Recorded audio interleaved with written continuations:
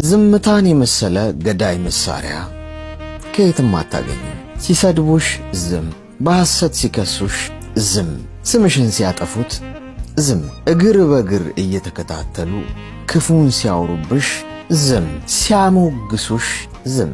በአጠቃላይ በምንም አይነት ሁኔታ ውስጥ ብትሆኑ ዝም ማለትን የመሰለ እጅግ በጣም ከባድ መሳሪያ የለም።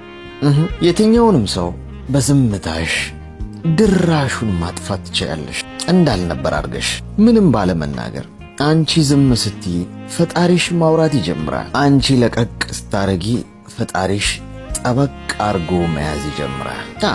ሕጉ እንደዛ ነው የሚሰራው። ስለዚህ ከዛሬ ጀምሮ ከማንም ሰው ጋር መከራከርና መጨቃጨቅ አቆሚ። ራስሽን ስምሽንና ክብርሽን ለማጽዳት ነጥብ ለማስቆጠር መፍጨርጨርሽን አቆሚ።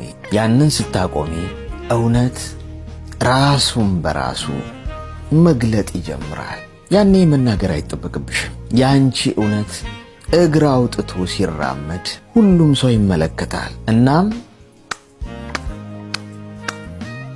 ቆሞ ያጨበጭባል። ስለዚህ ፍርዱን ለጊዜ ሰተሽ ዝም በይ። ጊዜ ማለት ማን እንደሆነ ታውቂያለሽ? ጊዜ ማለት የእግዚአብሔር ሌላ ሁለተኛ ስሙ ነው። ጊዜ ይባላል። የሁሉም ነገር ጀግና፣ የሁሉም ነገር ፈራጅ ጊዜ ይባላል።